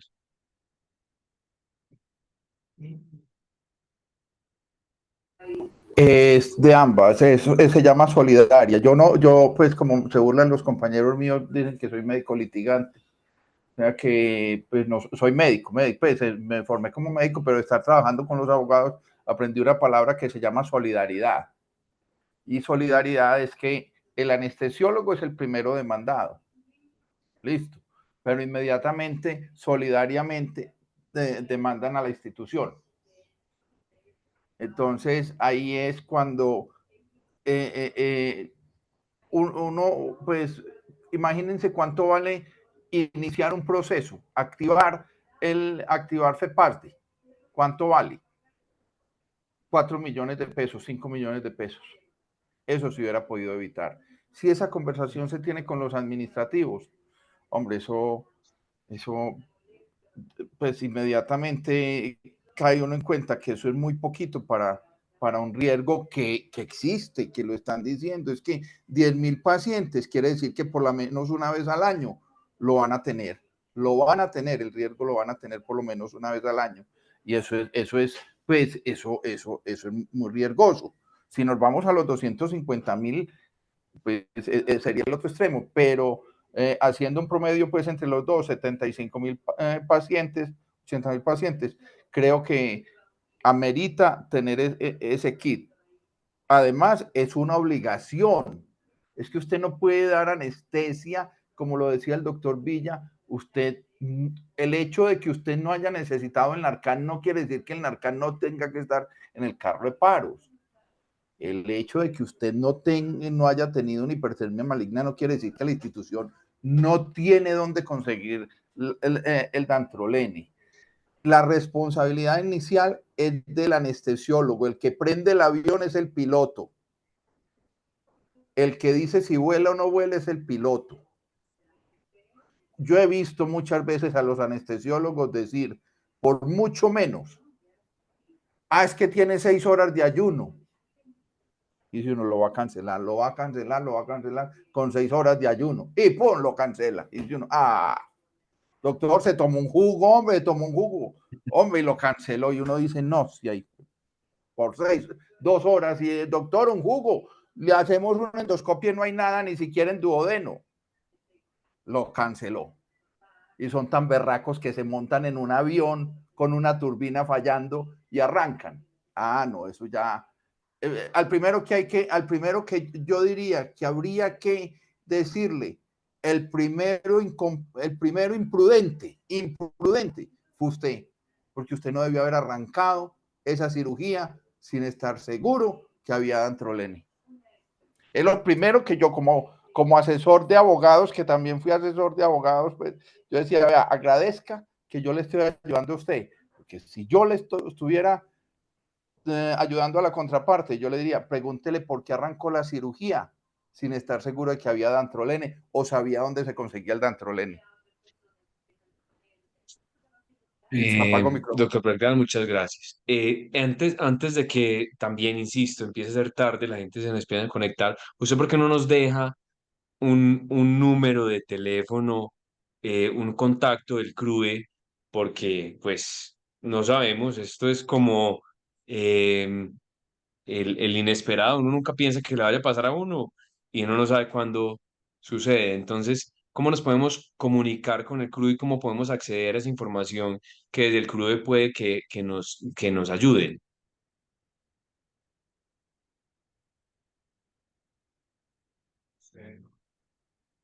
Profe, Doctor, ahí está no te estamos escuchando. silenciado. Dame un minutico, doctor. Dame un minutico, sí, ya Ok, estoy aquí claro buscando. que sí, claro que Lucas, sí, no hay problema.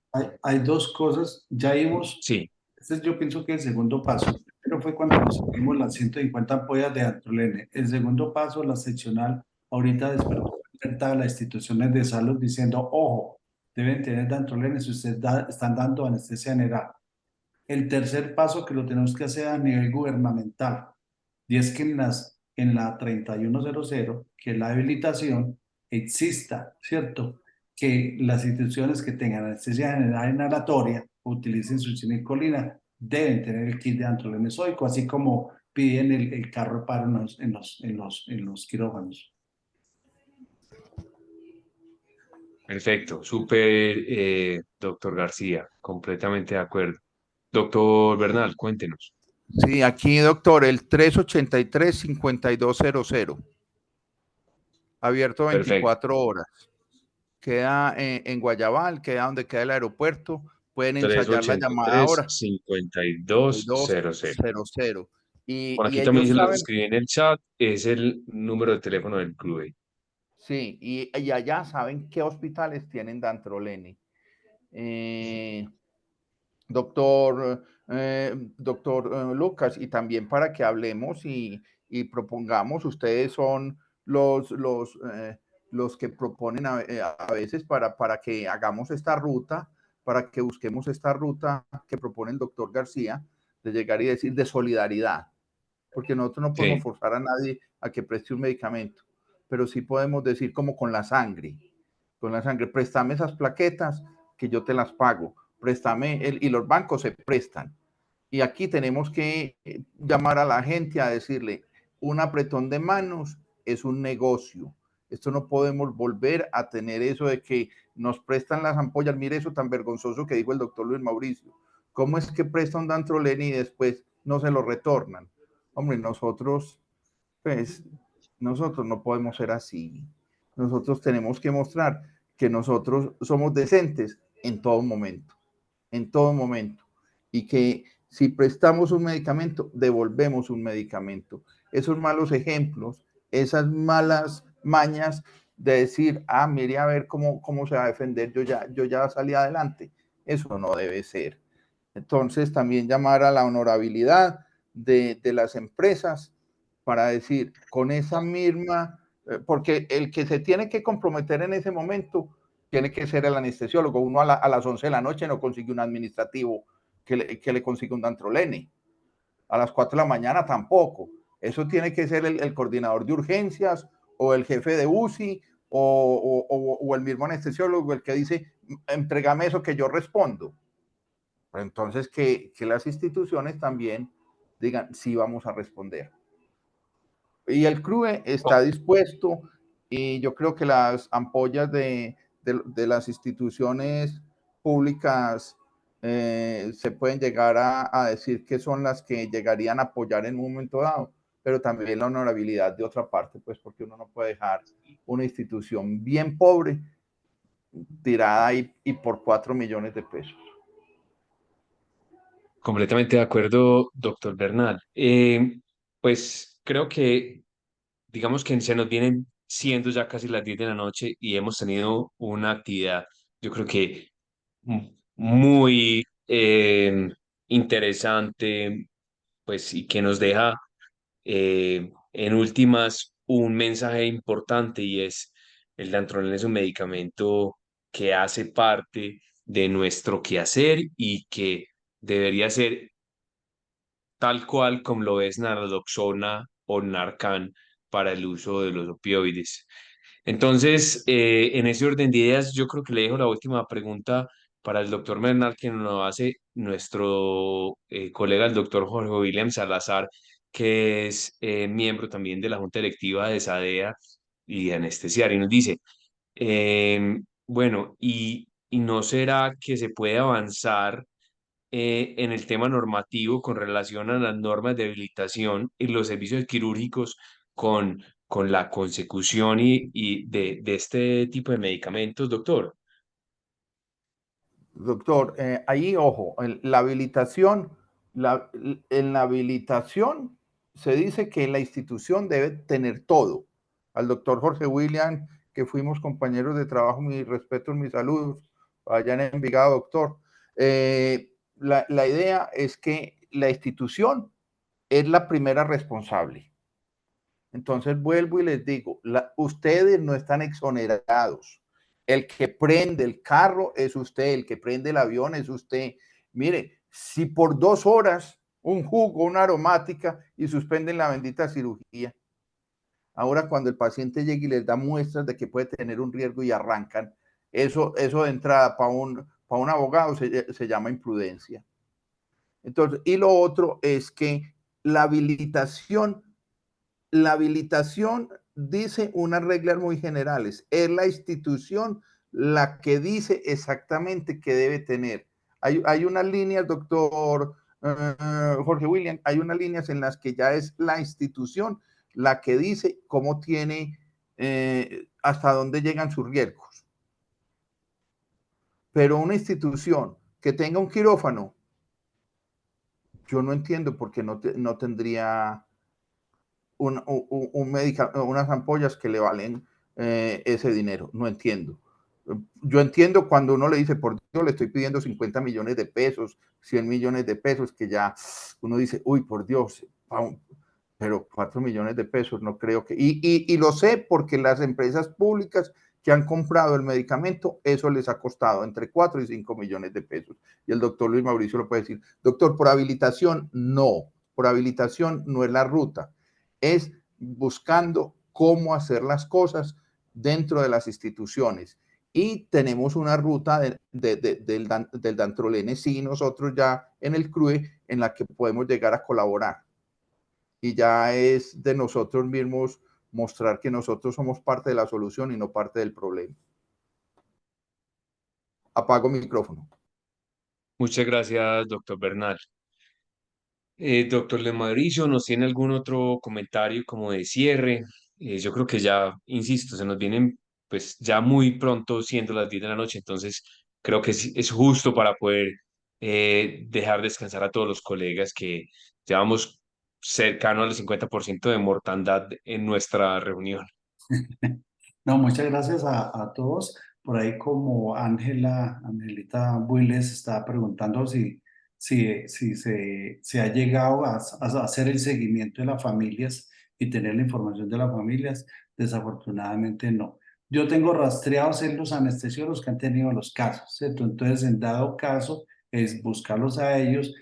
Pienso que deben tener los datos de los pacientes, ¿cierto? Para poder como hacer esa ruta y hacer como al menos la asesoría inicial de ellos, porque no tenemos lo de las pruebas genéticas. Lo segundo, tenemos con el doctor José Hugo, él es el académico de la sociedad, con una ingeniera molecular, y es especialista como en pruebas moleculares, de tratar de bajar unas bases de datos que ella tiene a nivel mundial, y es comenzar a rastrear a hacer esto, a rastrear la parte molecular de esa información, para ver que tenemos información al menos latinoamericana o de Colombia, ¿cierto? Y mirar, iniciar todos esos estudios que ella tiene una propuesta de hacer pruebas moleculares para hipertermia maligna. Entonces, ojalá lo logremos hacer o arrastrar esa base de datos y tener un inicio nosotros de tener algo acá para nosotros como propio, y nosotros, fuera de eso, nosotros tenemos mucho acompañamiento con el doctor Carlos Ibarra de Canadá. Él tiene mucho acercamiento a nosotros, y cualquier cosa que le solicitemos, él responde. Nosotros tenemos un chat con él, y hablamos constantemente de los casos que han sucedido acá. Y él ofrece al que quiera irse para Canadá a hacer la maestría en hipertermia maligna. Él lo recibe allá, con 2 años, ¿cierto? Sería excelente que alguien fuera y hiciera esa maestría en hipertermia maligna, y estar con uno de los gurús de hipertermia maligna a nivel mundial. Y muchas gracias a todos, y que descansen. Y esto es como despertarles una inquietud y una cosa que estamos expuestos el día a día con las múltiples cosas que nos suceden dentro de un quirófano. Doctor García, doctor Bernal, doctor Villa. Y a todos los asistentes, muchísimas gracias. Yo creo que fue un espacio muy, muy interesante, largo, pero creo que valió demasiado la pena, y en últimas nos deja a nosotros inquietos diciendo, hombre, de aquí en adelante tenemos que pensar un par de veces antes de encender el vehículo, como dice el doctor Bernal, e iniciar una anestesia sin saber que contamos con todo lo necesario. En últimas, esto hace parte de uno de los necesarios para iniciar nuestras anestesias. Entonces, nuevamente, muchas gracias. De parte, creo que el doctor García, quienes tienen el número de teléfono mío, quienes lo tienen y si no, también los hacemos saber. Sadea también está disponible para lo que necesiten en términos de hipertermia maligna. Y ya sabemos también el teléfono del CRUE y el doctor Bernard también nos ha puesto este medio, este mecanismo para poder ayudarnos solidariamente cuando tengamos un caso y cuando lo sospechemos. Entonces, nuevamente, muchas gracias para todos y un buen descanso. Y esperemos vernos ya probablemente el año entrante, o sea, un buen fin de año para todos. Muchas gracias. Que estén bien. Muchas gracias y que descansen todos.